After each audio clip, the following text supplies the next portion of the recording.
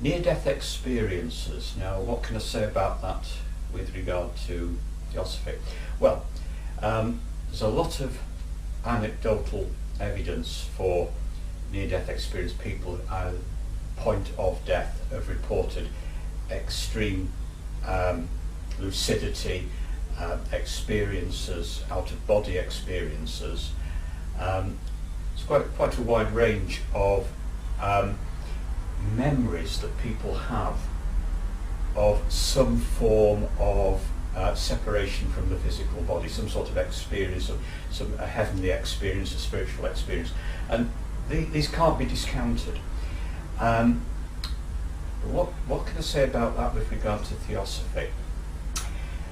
At the point of physical death, and this comes from the Mahatma Letters to A.P. Synod, no matter what your state of awareness, you can be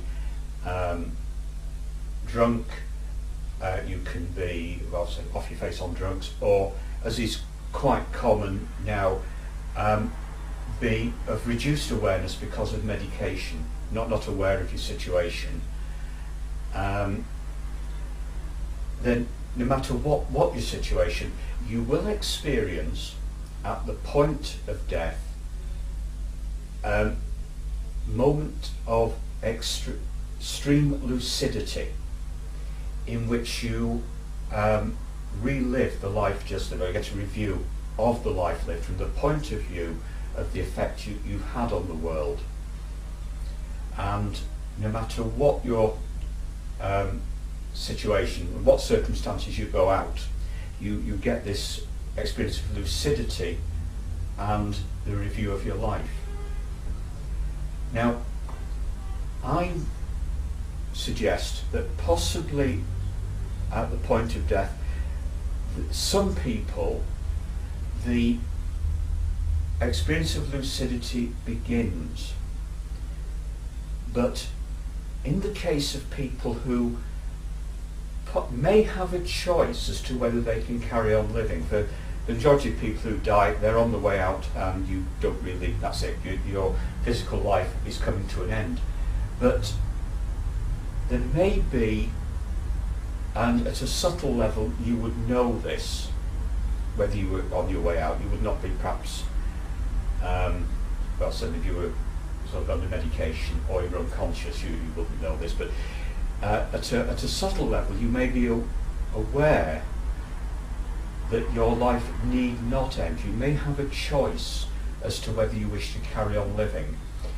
And I suggest that people who've had near-death experiences have decided at some level to carry on living.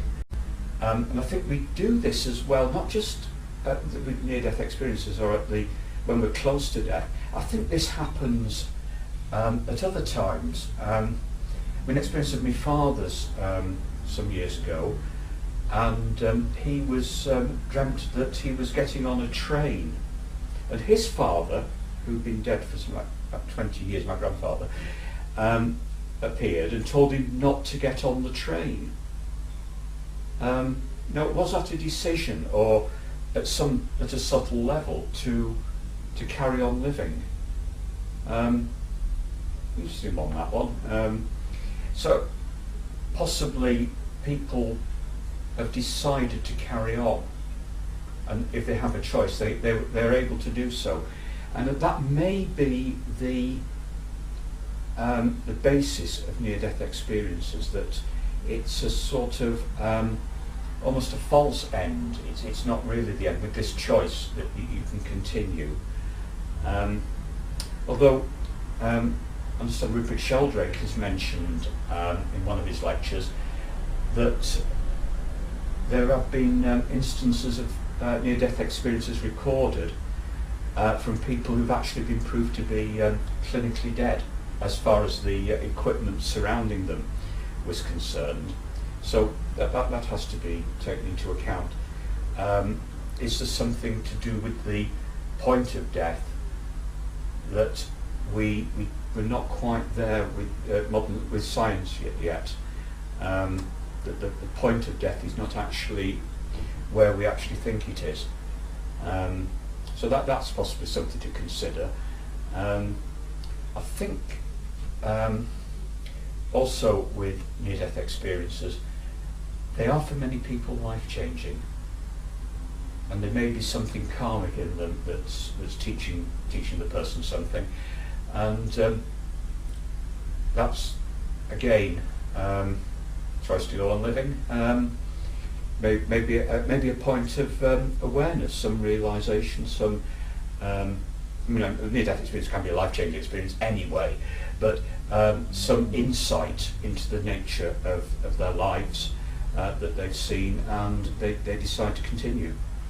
So I think it's something to do with choice to continue living, made at a subtle level, not at a conscious level. It's at a subtle level.